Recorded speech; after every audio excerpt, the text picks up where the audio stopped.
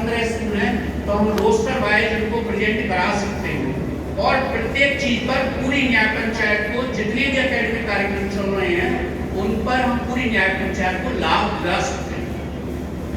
Mostly teachers जब supervision होता है एआरपी ने किया तो एआरपी से कहते हैं सर आपने बहुत अच्छा बताया।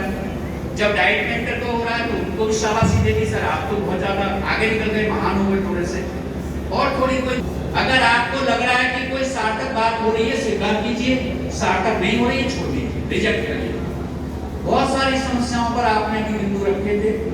अभी हमारी पाठ्य पुस्तकें भी पहुंच रही हैं अप्रैल में और निपुण तालिकाएं भी पहुंच रही हैं। अभी हमारे सामने प्रश्न ये भी था कि मैंने सुना था कि हमारे पास हार्ड अपने काम को दिखा नहीं पा रहे। यदि हमारे बच्चों ने 60% ने प्रगति कर ली है 60% दक्षताओं में, तो उनकी तारीफ लिख दो, क्या दिक्कत है, कौन फांसी देगा? अगर मान लीजिए आपका बच्चा किसी के आने पर नहीं बता पाता है तो सर ये 10 दिन नानी ने चला गया, हमसे तो बता रहे उसको नहीं बता सकते हो, तो बच्चा मिस हो गया। नाम का बच्चा है, उतना नहीं रख पाता, उसकी मेमोरी इतनी स्टेबल नहीं है कि उसको याद रख पाए। तो बहुत सारे ऐसे पहलू हैं जिन पर हम अपना संरक्षण कर सकते हैं, लेकिन हम उन चीजों पर सोचते ही नहीं। हम सब कुछ करने के बावजूद भी उनकी बातों को दिखा नहीं पा रहे और उसकी वजह ये है कि हम उन चीजों को समझ नहीं रहे। आप समस्याओं को खूब पकड़ लीजिए, कुछ नहीं होना, काम उनको ही करना है सब। हमारे स्कूल में 3 टीचर है, साथ एक हमारा क्या नहीं मानते, आप 2 तो मान रहे हैं, 2 से बात करो प्यार से। और कोई तीसरा टीचर तो कहना नहीं मान रहे हैं। यदि आप टीचर के रूप में और मित्र के रूप में और एक भाई के रूप में बात करेंगे तो शिक्षक कोई इतना क्रूर नहीं होगा कि वो आपकी बातों को पिघलेगा। आप एक बार अपने स्टाफ के साथ बात तो कीजिए। आपने ये बात खड़े कर दिए जी कि हमारे टीचर तो मान नहीं रहे। आपने ये बात करने के साथ कि संदर्शिका आधारित नहीं पढ़ा रहे, ठीक है, उसने संदर्शिका आधारित नहीं पढ़ाया, पर आप ये देखो उसके बच्चे तो एक्सीलेंट हैं, तो काम चला रहा है, कोई दिक्कत नहीं है। आप क्यों उसके पीछे पड़े हुए हो कि आपकी मैं शिकायत कर दूंगा? अगर आप ऐसी बात करोगे तो वो काम नहीं करने देगा। अपने स्कूल लेवल पर आपको जो अपने प्रयास करने हैं, सबसे पहले अपने टीचर्स को जो भी आपकी पेडागोजिकल बातें हैं उनको समझाइए। अभी मौखिक भाषा विकास की बात करी सुनीति ने, हमारे ऐसे कितने संकुल शिक्षक हैं जो SEL के बारे में जानते हैं? आप खड़े करें, SEL कितना समझिएगा।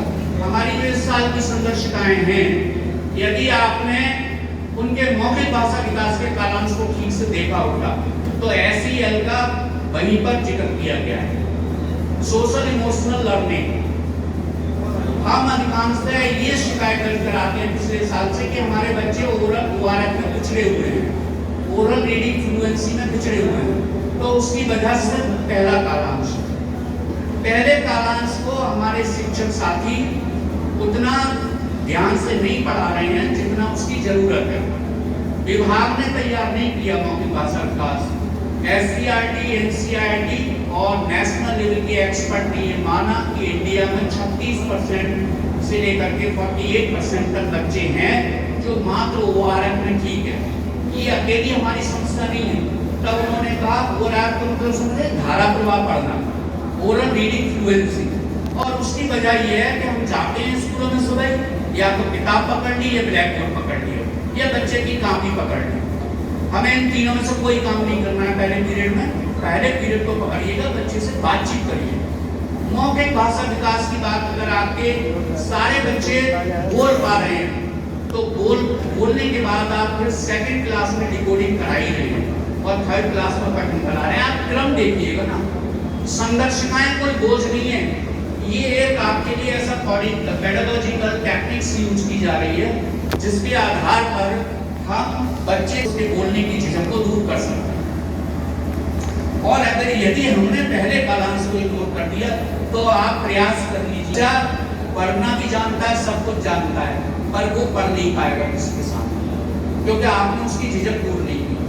मौखिक भाषा विकास का कालांश एक एक्टिविटी 6 दिन चल रही है। एक एक्टिविटी टीचर्स को नहीं कहा जा रहा है पूरी नई हर दिन नई चीज पढ़ाओ। आपको मेरा चित्र ले लिया तो मेरा चित्र 6 दिन बात करनी है।